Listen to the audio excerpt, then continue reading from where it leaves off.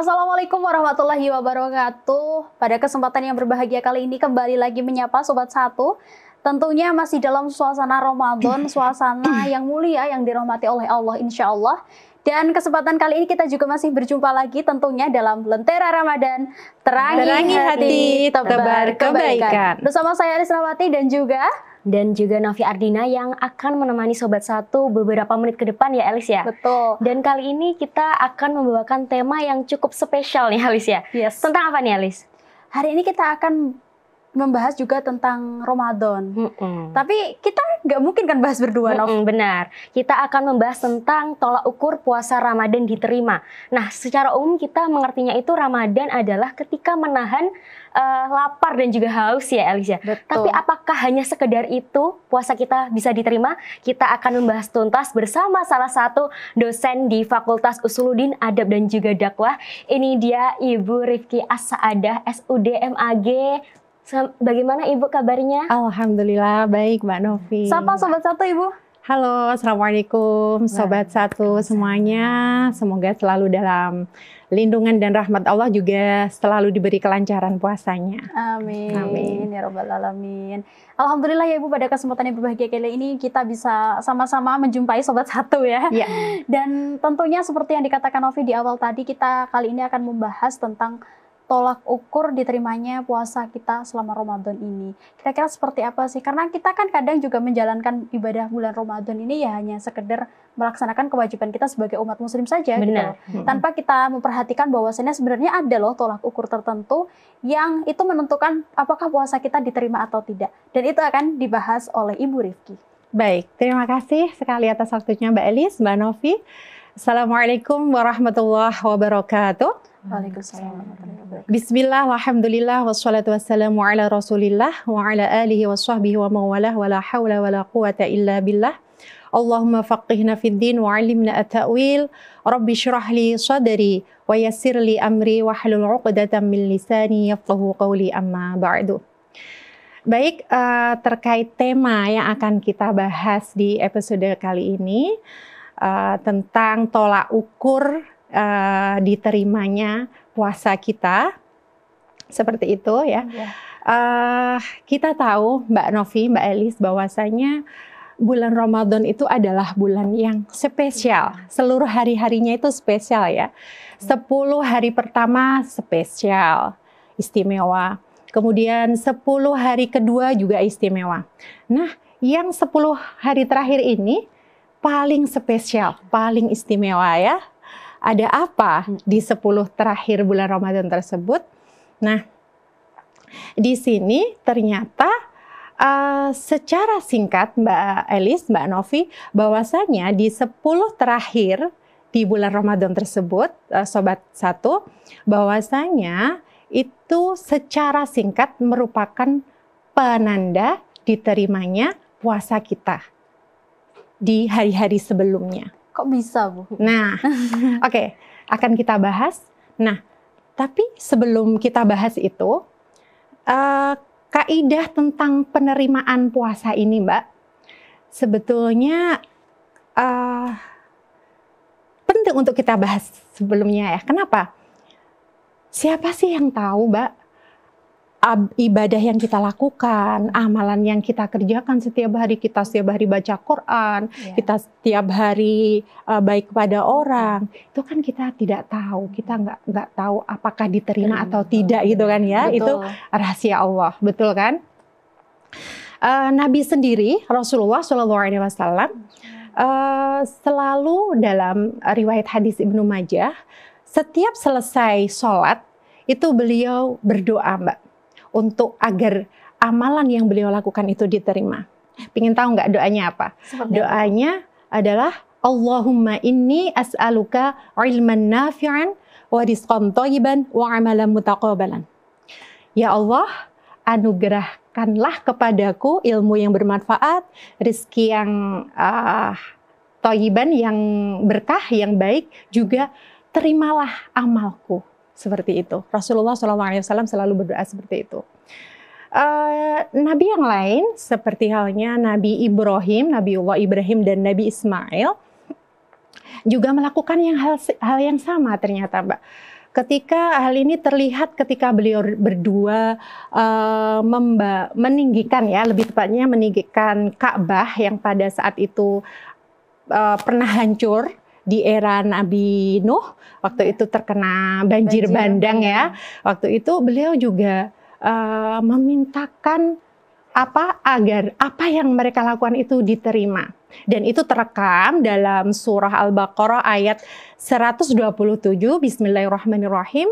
Ya, wa idh yarfa'u Ibrahimul qawa'ida minal baiti wa Ismail rabbana taqabbal minna innaka antas sami'ul alim. Ya Allah, Engkau yang maha mendengar, maha mengetahui. Terimalah apa yang kami lakukan. Nah, seperti itu. Nah, lantas apa hubungannya dengan itu tadi ya Mbak ya? Betul. Betul. Jadi kita kembali ke tema bahwasanya penanda bahwasanya tolak ukur atau parameter Ramadan kita itu diterima, kita bisa melihat dari secara singkat dari 10 hari terakhir. Gitu. Nah, di sini pada 10 hari terakhir ulama biasanya mengilustrasikannya seperti ini, Mbak. Seorang atlet, ya atlet lomba lari misalnya, atlet lomba lari itu ketika sudah mendekati garis finish itu akan berusaha sekuat tenaga, akan lari kenceng gitu ya, akan bersungguh-sungguh. Mereka mengumpulkan kekuatan di awal, kemudian dikumpulkan untuk berlari sekencang-kencangnya untuk mendapatkan kemenangan di akhir gitu ya.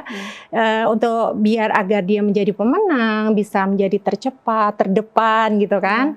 Nah, sama halnya Mbak, dalam konteks berpuasa ya, bagaimana indikator-indikator itu akan terlihat ketika kita apakah masih mempertahankan ya kualitas ibadah yang kita lakukan di awal Ramadan. Karena biasanya Mbak, ini saya sendiri ya sebagai bentuk nasihat pada diri saya sendiri Mbak Novi, Mbak Elis. Biasanya kan di awal ini Sobat Satu mungkin pengalamannya sangat bersemangat gitu ya di awal-awal Ramadan. Masjid masih ramai, mushola itu ya. Itu dia di awal-awal kan masih softnya masih penuh. Tapi terlihat di setengah perjalanan mulai kemana gitu ya. Bahkan ada juga yang hanya ke masjid hanya untuk bisa mendapatkan apa itu? Tajil kan? Nah, pengalamannya Mbak Elis bukan? Ya seperti itu ya. Jadi kita bisa mengetahui tadi apakah kita masih bisa mempertahankan kualitas ibadah kita yang di awal, yang kita kumpulkan, yang sudah sangat semangat itu tadi, dan itu masih bisa bertahankah di 10 akhir sampai terakhir. Iya, 10 akhir Ramadan tersebut Mbak Novi, seperti itu kurang lebih. Oke, Bu, tadi kan seperti penjelasannya Ibu Rifki bahwasanya Ramadan itu 10 pertama itu kayak ibaratnya kita berjalan pelan, lari sampai finish ya Bu ya. Itu secara timingnya gitu. Kalau saya ini mau bertanya mengenai apa saja sih Bu hal yang bisa buat kita untuk mempertahankan itu loh. Istiqomah ya istiqomahan dalam mempertahankan ibadah khususnya dalam bulan suci Ramadan ini ya. Oke, para Sobat Satu semua yang dirahmati Allah dan juga Mbak Elis dan Mbak Novi, tentunya di sini kita harus mempersiapkan dengan sepenuh kekuatan kita, daya kita, bagaimana kita bisa mempertahankan kualitas ibadah kita, bahkan kita bisa meningkatkan ya di bulan yang penuh mulia ini. Nah, yang perlu digarisbawahi di sini bahwasanya kesungguhan atau amal seseorang itu sangat erat berkaitan dengan iman, Mbak Novi. Sangat berhubungan, berkorelasi antara keduanya itu. Dalam beberapa ayat kita tahu bahwasanya amal soleh itu pasti disejajarkan dengan iman. Dalam surah At-Tin misalnya, innal ladzina amanu wa 'amilus solihati falahum ajrun ghairu mamnun. Kemudian dalam surah Al-Asr,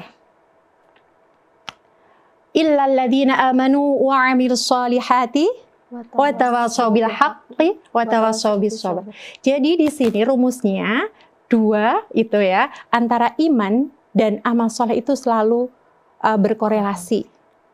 Nah, dan dalam ini Sahih Bukhari dalam Kitabul Iman disebutkan iman di sini itu bisa bertambah juga bisa berkurang, menurun. Iman yazidu wa yanqusu, yazidu bitta'ah. Bertambahnya itu karena apa? Karena ketaatan dengan cara menjalankan segala perintahnya dan menjauhi semua larangannya. Seperti itu. Jadi kalau kita hubungkan dengan konteks berpuasa di sini, ketika kita merasa atau kita dalam kondisi iman yang sedang naik ya, itu berarti saat kita berpuasa, kita berusaha untuk benar-benar menjalankan ibadah puasa secara maksimal.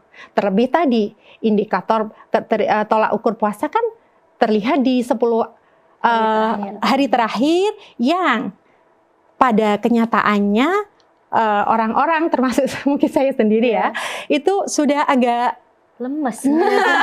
Mungkin ada rasa ini ya Mbak, apa rasa bosan apa ya, rasa sudah capek atau mungkin itu Bu ya. Nah lebih ke godaan ya. Jadi kita harus berperang melawan hawa nafsu. Nah kembali ke tadi, kita bagaimana ketika kondisi iman kita itu meningkat, kita harus mempertahankan dan meningkatkan ibadah kualitas kita. Dan di saat bulan Ramadan kan kita sudah dibentuk untuk menjadi pribadi yang untuk menuju ke taatan yang maksimal, yang sempurna tadi. Misalnya sebelum Ramadan kita jarang melakukan sholat tahajud ya. Pada momentan bulan Ramadan ini mau nggak mau kan kita harus sahur tuh. Nah kita bisa tambahkan dengan sebelum sahur kita sholat dulu, kemudian setelah sahur kita sempatkan untuk membaca Al-Quran, kita maksimalkan seperti itu. Itu berarti iman kita lagi naik. Nah kalau ternyata kita standar, maksud saya kita sekedar melakukan puasa saja sebagai penggugur kewajiban kita sebagai muslim, muslimah gitu aja ya. Terus tidak ada bedanya dengan hari-hari sebelumnya gitu. Itu berarti iman kita lagi pada taraf standar, Mbak. Nah, ini yang harus kita warning, hati-hati Mbak Novi, Mbak Elis. Ketika iman kita itu lagi menurun ya. Iman kita lagi menurun itu salah satu cirinya adalah apa? Kita berpuasa tapi tetap melakukan hal-hal yang dilarang. Nah, gitu. Atau kita kurang greget, kita biasa aja dan awalnya ya contoh kecil tadi, kita di awal-awal melakukan sholat tahajud, kemudian baca Al-Quran, bisa ada target nih 1 bulan 3 kali khataman itu. Ternyata ya one juz itu sudah bagus ya. Ternyata itu udah hilang aja ya semangatnya, udah hilang aja. Itu hati-hati, berarti kadar iman kita itu lagi menurun seperti itu. Oke, dan Bu, kita juga kaitkan dengan kondisi kita sebagai seorang mahasiswa tentunya ya. Apalagi nantinya ini kan sudah memasuki 10 hari kedua dan sebentar lagi akan memasuki pada 10 hari ketiga. Di mana 10 hari ketiga ini kan seharusnya kita meningkatkan keimanan kita, meningkatkan ibadah kita, karena 10 hari terakhir ini adalah penentu apakah puasa kita ditolak ataupun diterima kan. Tapi kondisinya mahasiswa ini kan lagi di minggu-minggu UTS. Benar, ini juga maksud saya adalah biasanya di minggu-minggu UTS seperti itu kan mahasiswa disibukkan dengan kegiatan-kegiatan akademiknya seperti mengerjakan tugas-tugas dan lain sebagainya. Dan di situ sehingga sempit waktunya lah ya untuk mengerjakan hal-hal yang pada awalnya itu dikerjakan. Nah, itu kira-kira solusinya seperti apa, Bu? Oke, kalau itu sih tergantung manajemen waktu dari kita masing-masing ya. Saya rasa 1 kali 24 jam itu tidak melulu untuk dihabiskan mengerjakan dari dosen ya, itu sebagai hanya mungkin alibi yang kurang ini ya. ya apa ya, tetap sajalah ada waktu khusus di mana amalan ibadah itu kita bisa maksimalkan, bahkan bisa kita tingkatkan. Dan ini yang paling penting Sobat Satu, bahwasanya parameter keberhasilan atau diterimanya Ramadan kita itu tidak hanya terlihat dari indikator di mana kita tetap bisa mempertahankan kualitas ibadah kita di 10 hari terakhir itu. Tetapi justru di sini adalah setelahnya, setelah Ramadan Mbak Novi. Setelah Ramadan ini, apakah tujuan dari puasa itu sendiri? Tujuan dari puasa kan la'allakum tattaqun. Itu apakah kita bisa melanjutkan, tetap konsisten dengan melakukan ibadah yang berkualitas seperti itu. Nah, itu justru yang paling penting. Di sini dengan berpuasa kita dididik, ditajribah untuk menjadi orang yang lebih baik. Kalau kita sudah baik misalnya. Kalau kita masih buruk, kita dididik untuk bisa berubah menjadi yang baik kalau masih buruk. Intinya perubahan itu dari negatif ke positif, dan dengan berpuasa inilah ya kita dididik untuk bisa melakukan perubahan ke arah yang lebih baik tentunya. Seperti itu, Mbak. Insyaallah. Iya. Baik Ibu, tadi kan seperti yang sudah dijelaskan kita mendengar ya kalau puasa ini adalah momentum untuk memompa keimanan kita dari yang sebelumnya mungkin biasa aja, lebih ditingkatkan lagi dan berharap setelah puasa stabil atau bahkan meningkat lagi. Itu gimana sih Bu caranya gitu? Apakah kita mungkin waktu puasa kita sering dengar kajian gitu, setelah puasa kita harus berkumpul sama orang-orang yang mungkin soleh gitu ya. Seperti itu. Gimana sih Bu tipsnya? Mungkin kita bisa mulai dari diri sendiri ya, dengan niat untuk kita pertama kita bisa mempertahankan kekonsistenan kita dalam mempertahankan kualitas ibadah kita. Kita harus ada niat tekad yang bulat untuk mempertahankan itu semua. Kemudian yang selanjutnya ada usaha Mbak. Niat tanpa usaha sama aja bohong kan ya. Ada usaha kita untuk benar-benar bisa meningkatkan ibadah kita, dan ingat ini tidak hanya ibadah hanya kepada Allah yang sifatnya vertikal tentunya, tetapi di sini esensi dari puasa sendiri adalah kita bisa berbuat baik, melakukan amalan-amalan baik terhadap sesama manusia, dan itu juga sangat penting. Jadi awalnya mungkin kita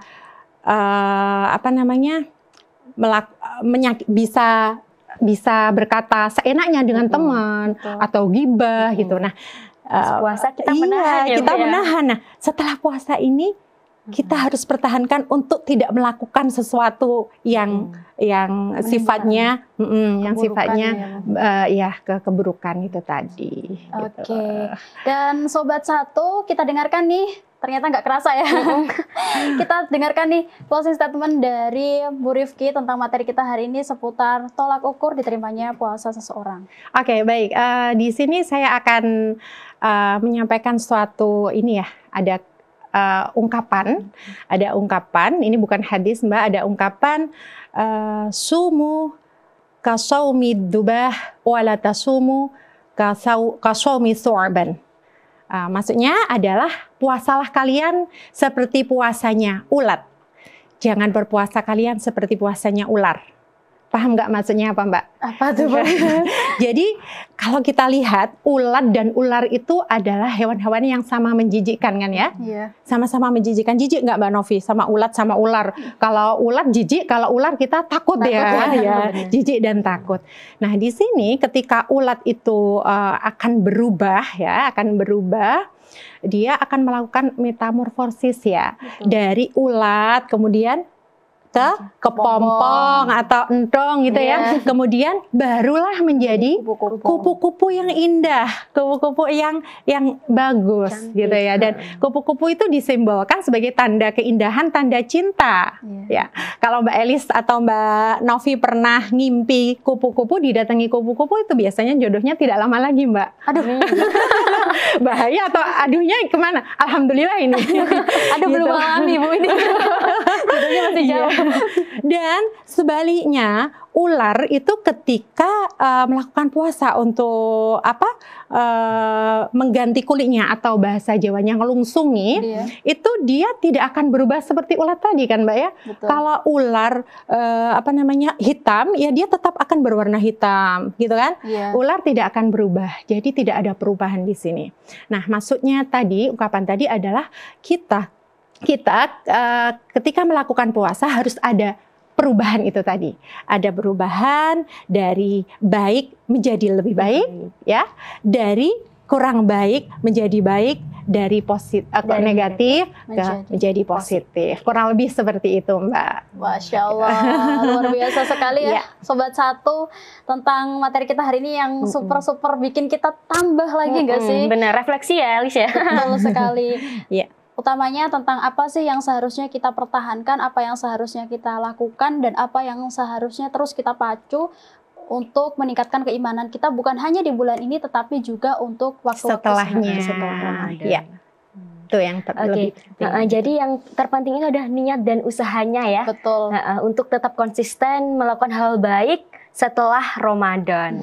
Oke, dan itu tadi juga sekaligus menutup perjumpaan kita pada episode kali ini. Jangan lupa untuk terus menyaksikan Lentera Ramadan hanya di Satu Televisi, dan juga jangan lupa untuk subscribe YouTube channelnya di mana, Alis? Di Satu Televisi, dan juga jangan lupa follow seluruh akun sosial media Satu Televisi.